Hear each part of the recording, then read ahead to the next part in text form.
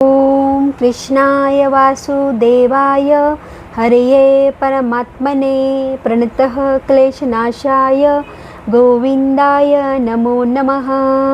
हरे कृष्णा, बोलो पुरुषोत्तम भगवान की जय। आज है परमा एकादशी व्रत और पुरुषोत्तम महा बहुत ही अनमोल, दुर्लभ और पुण्य देने वाला, अनंत गुना फल देने वाला आज व्रत भी है एकादशी का। तो चलिए आज हम पुरुषोत्तम महात्म्य में आज 26वां अध्याय को पढ़ते हैं और सुनते हैं। और इस 26वें अध्याय में उद्यापन के बाद व्रत त्याग की विधि एवं धर्म का वर्णन किया गया है। उद्यापन के बाद में व्रत को जो त्याग करते हैं उसकी विधि का और एवं धर्म का वर्णन किया गया है। चलो इस कथा को पढ़ते हैं और सुनते ही। कथा को पढ़ने और सुनने से अनंत गुना फल की प्राप्ति होती है। और अगर हम 30 दिनों तक इस कथा को, हर एक अध्याय की अलग अलग कथा होती है, इस 30 दिनों तक कंटिन्यू कथा को सुनते हैं, पढ़ते हैं, तो हमें 12 वर्ष तक गंगा जी में स्नान करने से जो पुण्य के फल की प्राप्ति होती है वो इस कथा को पढ़ने और सुनने से हो जाती है। इस कथा को हम एक बार में भी सुन सकते हैं अगर हमारे पास समय ना हो तो।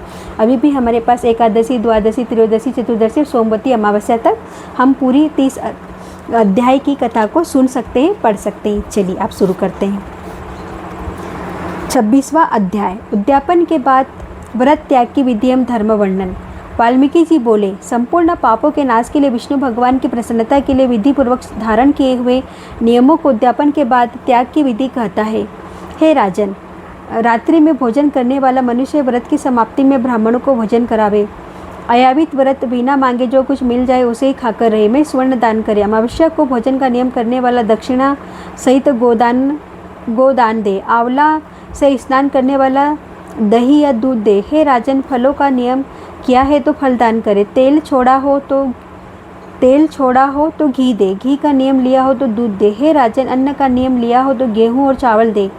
हे नरश्रेष्ठ, पृथ्वी में शयन करने के नियम में रुई का गद्दा, तकिया और चद्दर सहित सैया दे। पत्तल में भोजन करने वाला घी और खांड का दान कर ब्राह्मण को भोजन करावे।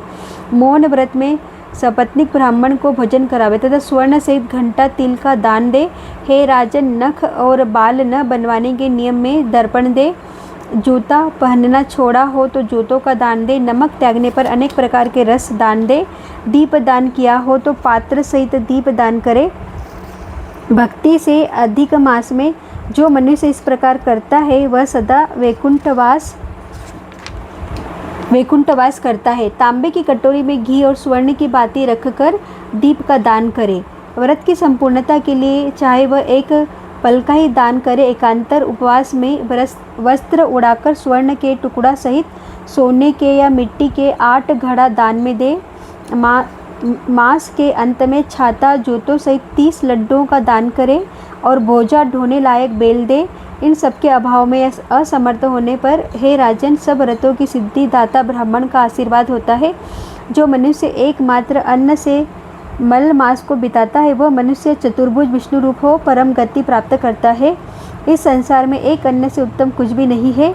एक अन्न के सेवन से सिद्ध मुनिजन उत्कृष्ट मोक्ष को प्राप्त हुए हैं।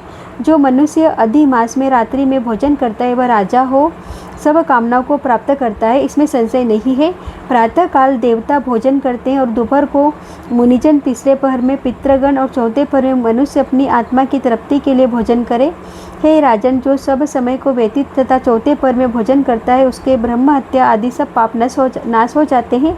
और महिपाल, रात्रि में भोजन करने वाले को सबसे अधिक पुण्य मिलता है और वह प्रतिदिन अश्वमेध यज्ञ करने का फल पाता है। और जो हरि भक्त अधिमास में उड़द नहीं खाता है वह सब पापों से छूट जाता है।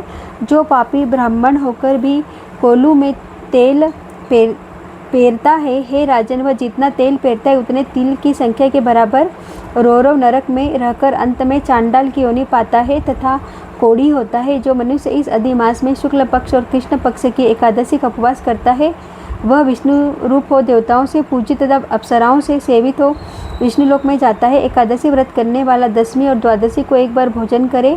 भगवान की प्रसन्नता के लिए जो ऐसा करता है वह स्वर्ग में जाता है। हे राजन, कुशा के आसन को न त्यागे। न जो पुरुष कुशा से मल, मूत्र, कफ या रुधिर को साफ करता है अर्थात झाड़ू का काम लेता है वह विष्टा का क्रमी होता है। कुशा अत्यंत पवित्र होती है। कुशा के बिना सभी धर्म क्रिया व्रता है, क्योंकि कुशा की जड़ में ब्रह्मा, बीच में जनार्दन भगवान और अग्रभाग में शंकर निवास करते हैं। इसलिए कुशा से मार्जन करें। शूद्र जमीन से कुशा को न उखाड़े और कपिला गाय को दूध न पीवे। हे भूपते, पलाश की पत्तल में भोजन करे और ओंकार मंत्र का उच्चारण करे। न यज्ञ का बचा हुआ अन्न खावे, न कभी कुशा के आसन पर बैठे, न यज्ञोपवीत धारण करे, न वेद की कोई क्रिया करे। यदि विधि विधान का परित्याग कर जो शूद्र मनमाना आचरण करता है वह अपने पितरों सहित नरक में जाता है। पश्चात वह मुर्गा, सुअर और वानर की योनि पाता है। इसलिए शूद्र कभी ओंकार मंत्र का उच्चारण ना करे।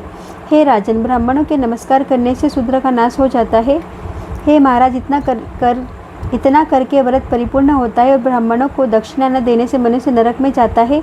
व्रत में विघ्न होने से अंधा और कोढ़ी होता है। हे भूप, पृथ्वी के देवता ब्राह्मणों के आशीर्वाद से मनुष्य स्वर्ग को जाता है। अतएव कल्याण की इच्छा करने वाला विज्ञानी पुरुष ब्राह्मणों के वचनों को उल्लंघन न करे। पर यह मैंने कल्याणकारी, पापनाशक, शुभ फल देने वाला, माधव भगवान को प्रसन्न करने वाला, मन को आनंद देना उत्तम धर्म का रहस्य बतलाया है। पुरुषोत्तम भगवान की कथा को उनकी प्रसन्नता के लिए, हे राजन, जो प्रेम से सुनेगा या पढ़ेगा वह योगीश्वर हरि भगवान के परम लोक को प्राप्त होगा।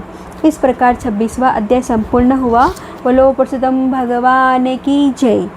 आप सभी बड़े प्रेम से ज़रूर सुनेगा। बस 4 दिन और बचे हुए हैं, तो स्नान दान, जल दान, दीप दान, अन्न दान जो भी हमसे हो जरूर करेगा। खुश रहिए, मस्त रहिए, सबको खुशियाँ बांटते रहिए और हमेशा खुश रहिए। हरे कृष्णा हरे कृष्णा हरे कृष्णा।